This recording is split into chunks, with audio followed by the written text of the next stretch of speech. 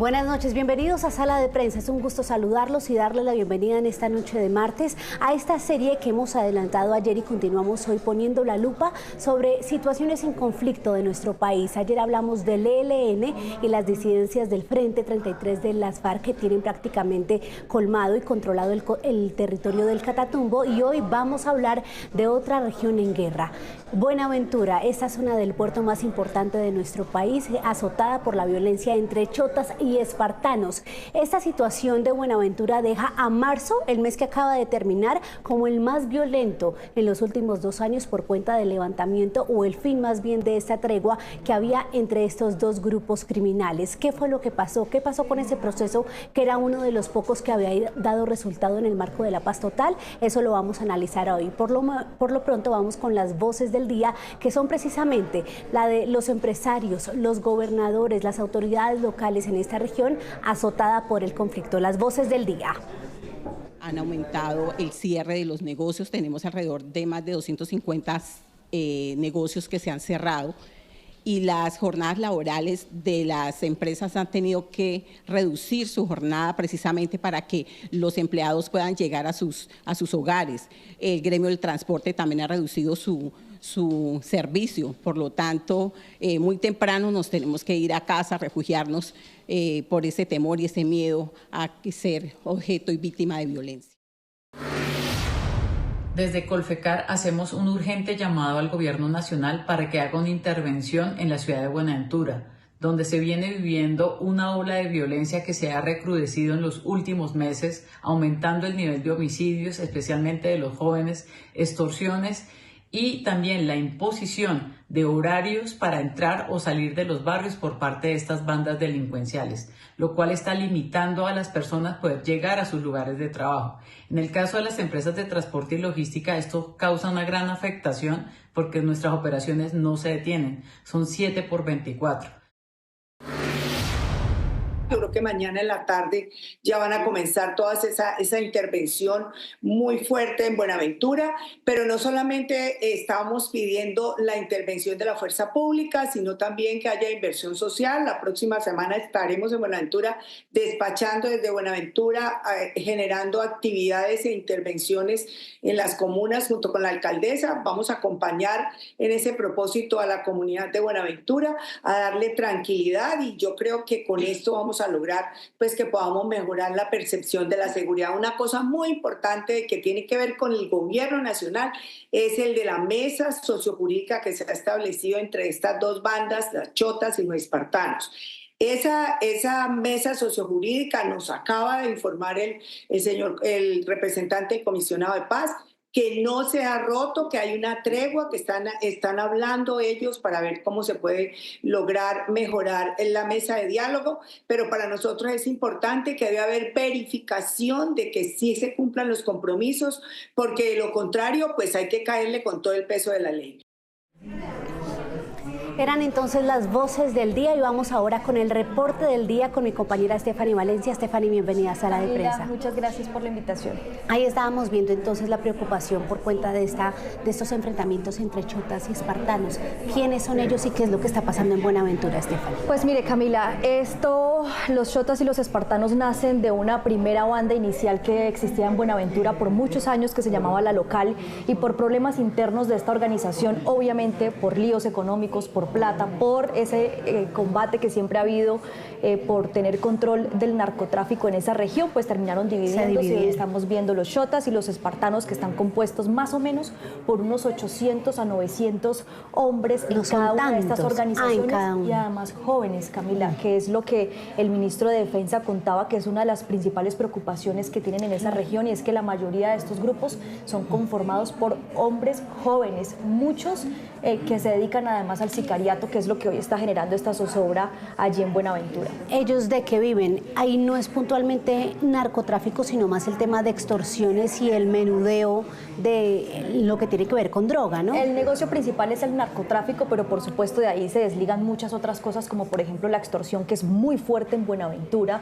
al comercio, a los ganaderos que también hay en la zona, a los pescadores también de la zona. Eso ha sido una queja constante, Camila, y eso sí no es nuevo, siempre ha estado, haya o no haya tregua. Lo triste y lo más preocupante de todo esto, Camila, es que lo que hoy estamos viendo es que lamentablemente la tranquilidad de la gente de Buenaventura depende de que hoy haya una tregua entre los grupos, no de la seguridad que ofrezca la fuerza pública, depende de que haya una tregua. Entonces hubo tregua entre los chotas y los espartanos, y lo decía Monseñor allá, han tenido meses de tranquilidad donde la gente ha podido trabajar un poco con mayor libertad y mayor tranquilidad. Se acaba la tregua y automáticamente vemos lo que hemos visto en las últimas semanas: violencia, mucha zozobra, y la gente no tiene más remedio que encerrarse en las casas. El fin de esta tregua, Stephanie, es por descuido del gobierno en un proceso que alcanzó a andar puntualmente dando tranquilidad a la población, ¿o por qué?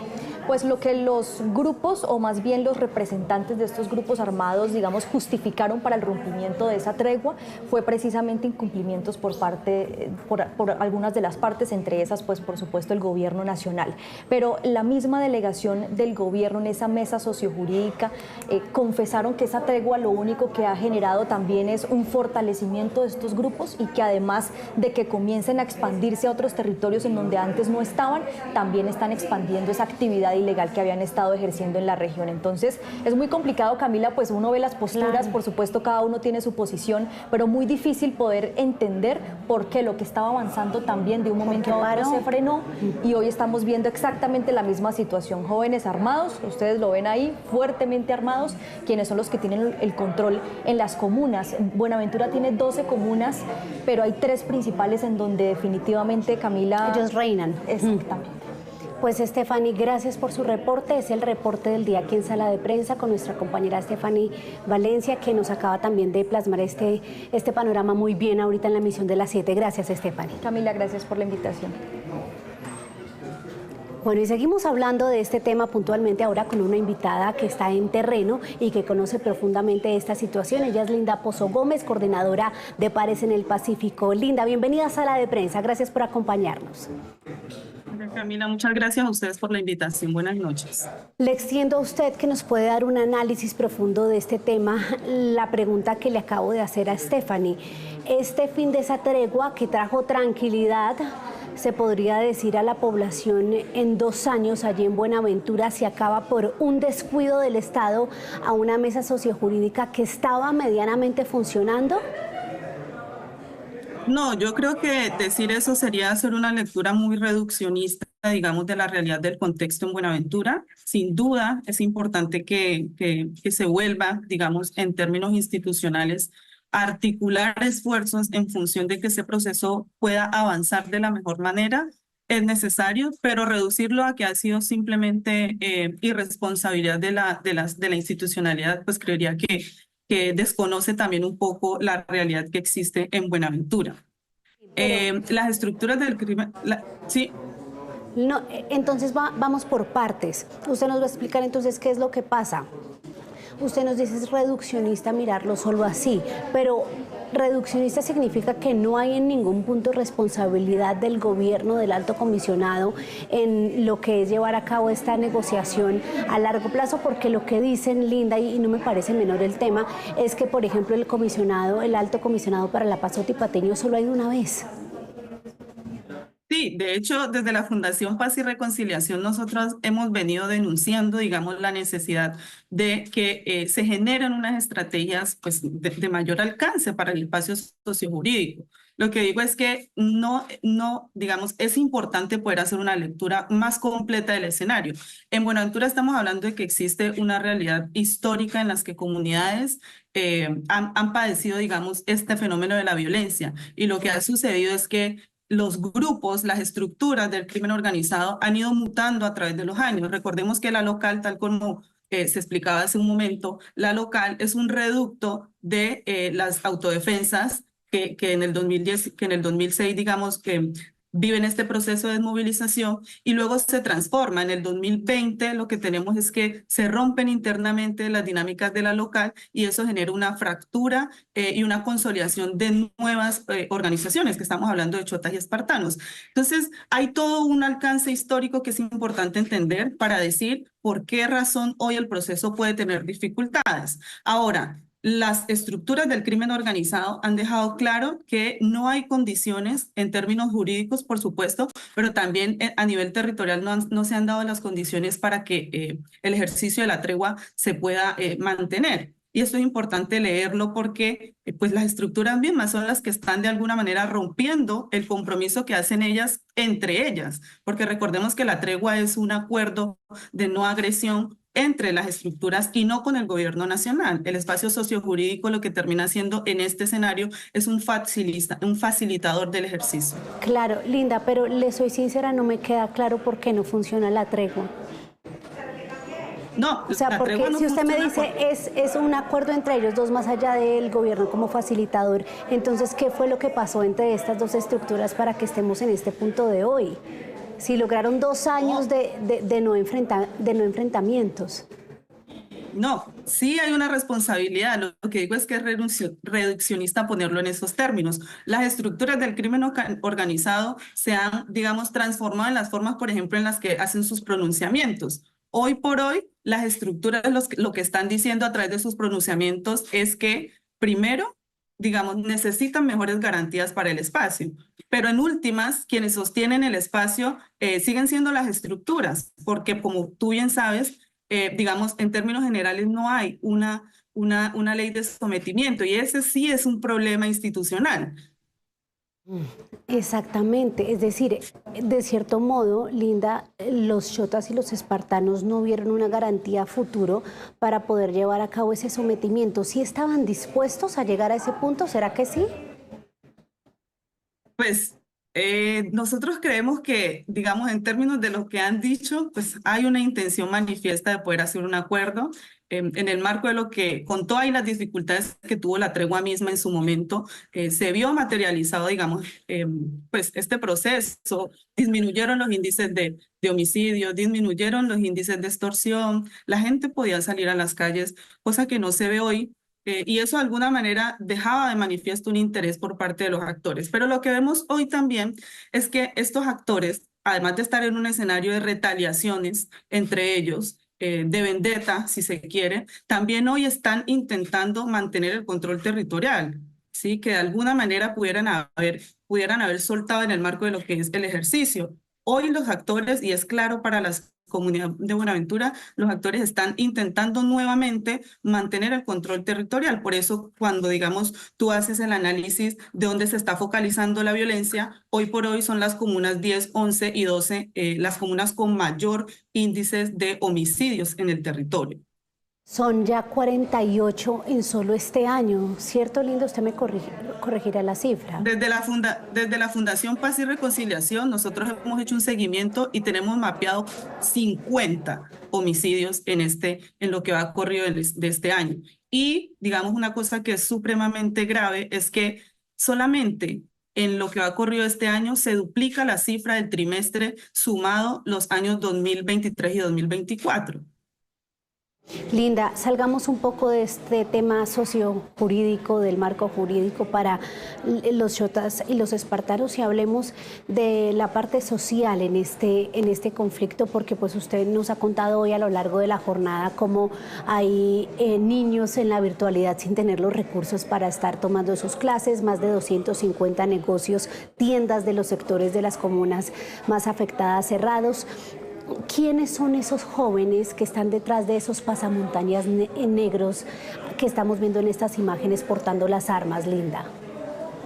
Bueno, en primer lugar, pues creo que es lamentable reconocer que, digamos, las estructuras definen de alguna manera la seguridad en la ciudad, ¿sí? Porque ejercen el control territorial. Y eso ha implicado, como tú lo mencionas en el primer momento, que tanto instituciones de educación superior como instituciones de educación media y básica primaria, pues tengan que verse en la necesidad de volver a la virtualidad, cual estilo pandemia, para proteger y garantizar la vida de los estudiantes. Eso es gravísimo, entendiendo que, digamos, también es importante reconocer la responsabilidad que tiene el Estado en términos de poder garantizar la seguridad, que va mucho más allá de si hay acuerdo o si hay tregua o no. Eso por un lado. Por otro lado, estamos hablando de jóvenes en el territorio, muchísimos de los jóvenes que han sido víctimas de homicidio en lo corrido de este año y del año anterior, y las víctimas que deja la guerra en Buenaventura en general, pues son jóvenes vulnerables, jóvenes que no han tenido acceso, digamos, a oportunidades y a derechos fundamentales, pero también son jóvenes que han sido instrumentalizados por estas estructuras del crimen organizado para lograr sus beneficios, sobre todo si hablamos en términos de lo que implica digamos, estar en Buenaventura en términos de mover la economía ilegal. Entonces estamos hablando de jóvenes, sobre todo jóvenes que tal vez no alcanzan, muchos de ellos ni siquiera a cumplir 25 años de edad. También estamos hablando de jóvenes que muchos de ellos, muchas de las víctimas ni siquiera estaban vinculadas de alguna manera, digamos, al tema de las estructuras, y que simplemente por la desdicha de esta realidad siguieron siendo un número que seguimos contando en las estadísticas delictivas de lo que sucede en Buenaventura. Claro, sí, la situación es la del trasfondo de todas las regiones en guerra de nuestro país, y es como la falta de oportunidades de presencia del Estado termina en que estas zonas sean totalmente controladas por la violencia y los jóvenes inmersos en estas dinámicas de violencia.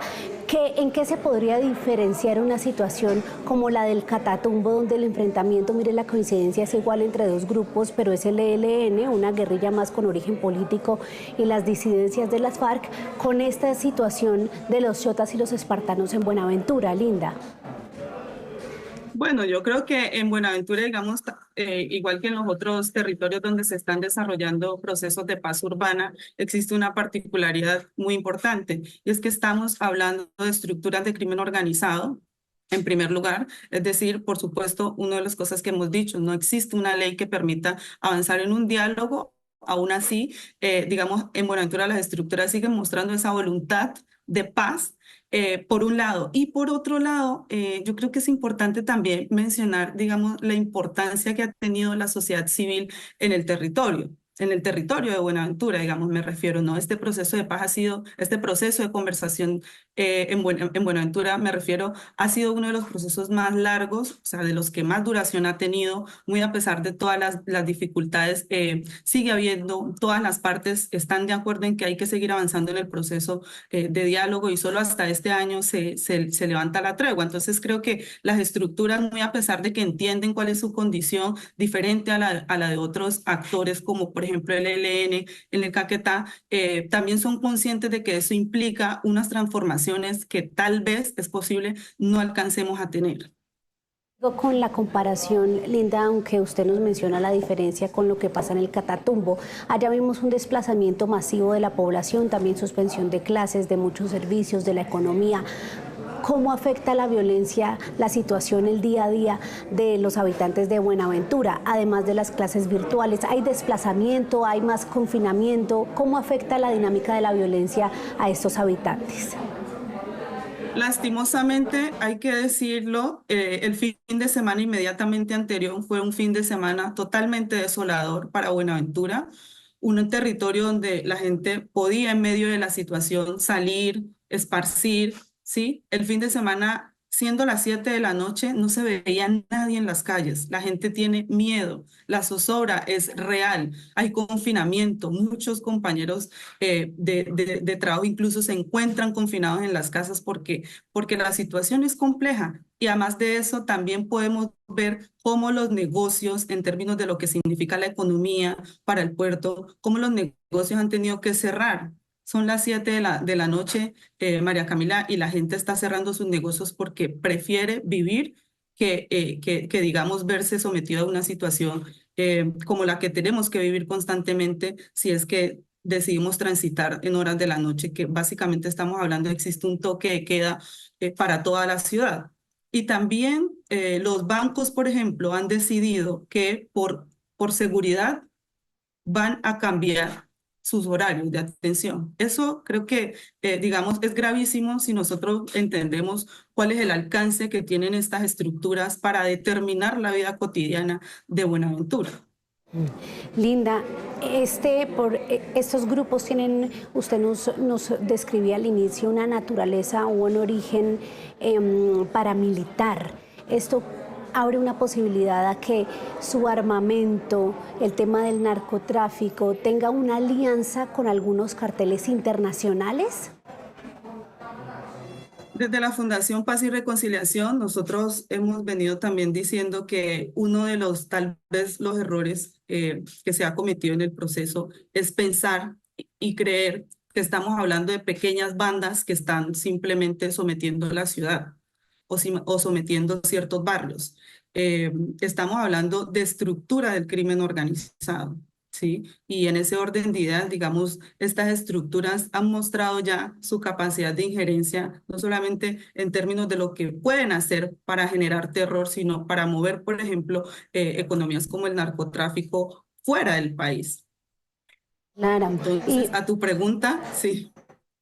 Exacto, es muy posible que su financiación o más bien la manera en la que van fortaleciendo su estructura tenga ese respaldo, ¿no? ¿De qué carteles podríamos estar hablando ahí? Bueno, nosotros frente a eso, digamos, preferimos también mantener prudencia en términos de mencionar posibles nombres, pero es muy importante tener bajo el radar la alerta temprana, que es la última alerta temprana del 2023, la 039 en Buenaventura, que nos permite hacer una radiografía mucho más clara con relación a cuáles son esas posibles injerencias de otros actores, otros grupos armados organizados con relación a las estructuras a nivel territorial. Linda, me llama mucho la atención que hablamos mucho de lo que estos grupos están dispuestos a hacer, cómo ellos manejan el tema de la tregua, cómo llegan a sus acuerdos y la fuerza pública. Es decir, la paz de Buenaventura depende de la voluntad de unos grupos entre ellos para lograr acuerdo y no de la presencia de la fuerza pública. Lamentablemente hoy es así.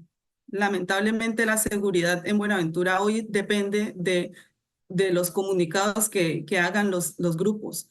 Y ese también ha sido un llamado que hemos hecho de manera reiterativa, y es que no hace falta que se incrementen los números de homicidio para que la fuerza pública, digamos el Estado, en su integridad intervenga. Hace parte, digamos, de una labor constante que se debe hacer.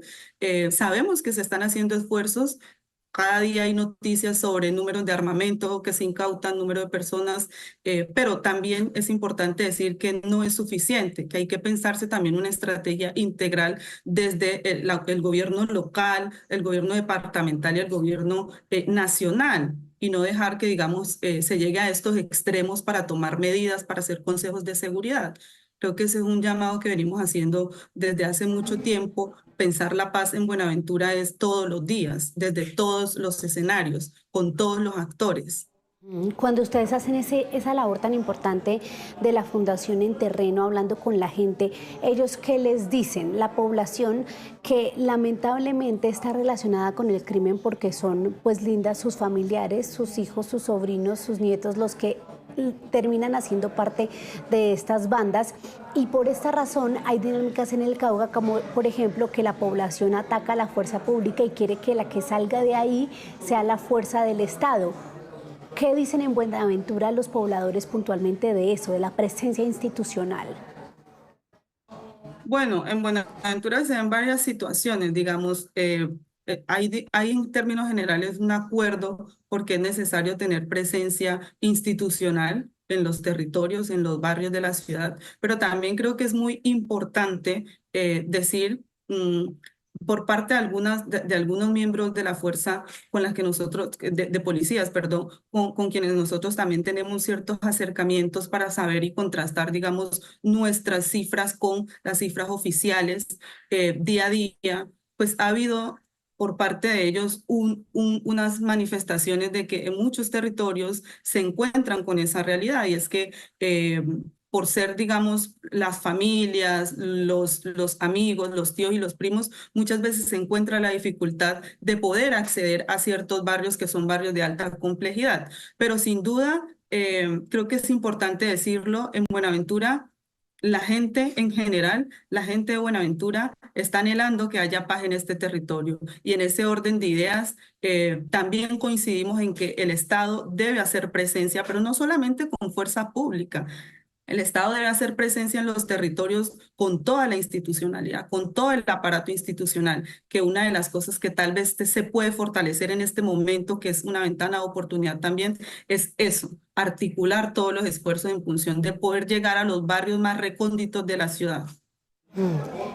Sabe que eso me parece muy valioso de una región como Buenaventura, porque uno identifica, aunque Linda, claro, uno entiende completamente por qué hay pobladores en el Cauca, en el Plateado, que por miedo también prefieren que la fuerza pública no esté ahí, porque es su dinámica para sobrevivir. Pero me parece sumamente valioso que la gente en Buenaventura quiere trabajar, quiere vender sus alimentos, quiere vender su pescado, y lamentablemente tiene que pagar una extorsión a estos grupos para poderlo hacer. Es gente que, como usted dice, quiere la paz. Una pregunta final, Linda, agradeciéndole también que nos comparta su conocimiento sobre este conflicto en esta zona portuaria. ¿Usted cree que se va a lograr extender esta tregua, o no extender, sino revivir esta tregua? Sí, más bien reactivar la tregua, porque recordemos que en febrero 5 se suspende formalmente, pero también se rompe la tregua desde mediados de enero. Entonces sería como retomar. Muy desde el corazón nosotros creemos que es necesario, más que si se puede, si se va a hacer o no, creemos que es necesario retomar la tregua, y ya una tregua que pueda estar institucionalizada, buscar los mecanismos para hacer que no sea simplemente una tregua entre las estructuras criminales, sino una tregua también en el marco específico del espacio sociojurídico, y que el no cumplimiento de los compromisos que se pacten pues puedan recurrir también a sanciones, ¿sí? Que permitan hacer un monitoreo y un seguimiento serio, digamos, a ese tipo de cosas.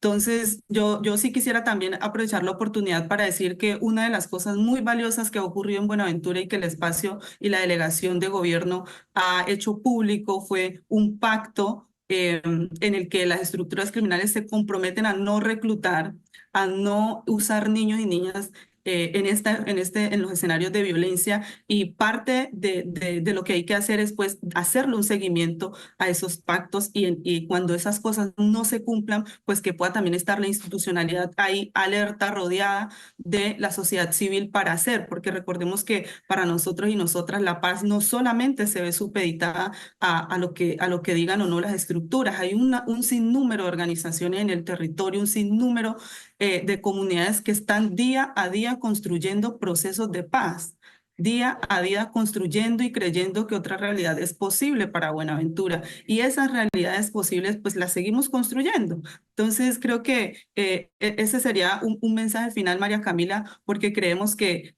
más que si se puede o no se puede, es necesario hacerlo, es necesario, y por eso hacemos el llamado a toda la institucionalidad, a las estructuras también, a que no dejen perder este proceso y ese avance que se hizo en 2 años. Hay que volver sobre el diálogo. Sin duda alguna era uno de los procesos que estaba dando resultados, pero usted da en el punto, Linda. Dentro de lo que usted me dice, la conclusión que se saca es que siempre el gran faltante en los 9 procesos de la paz total ha sido el mecanismo de verificación y monitoreo de esos procesos, que no incluye sanciones cuando se incumplan, o ni siquiera que es un incumplimiento, sino que venían pasando este tipo de cosas, y miren lo que terminamos, en que la tregua se acabó y la población finalmente, como siempre, es la afectada. Linda, por favor, cuídese mucho, y muchas gracias por esa labor tan valiosa que hacen desde Pares en Región. Gracias por acompañarnos. Muchas gracias, María Camila, y muchas gracias a todos y todas, a seguir creyendo en la paz y a seguirla construyendo, porque se construye desde las diferencias. Es la voz de una experta desde la región, hablando de la situación muy tensa, de zozobra, de miedo que viven hoy los pobladores de Buenaventura, esta zona hermosa y muy importante a nivel de comercio, esta zona portuaria de nuestro país. Gracias por acompañarnos en Sala de Prensa, por sus comentarios, pero quédense conectados porque pasamos ahora a la información económica. Feliz noche para todos.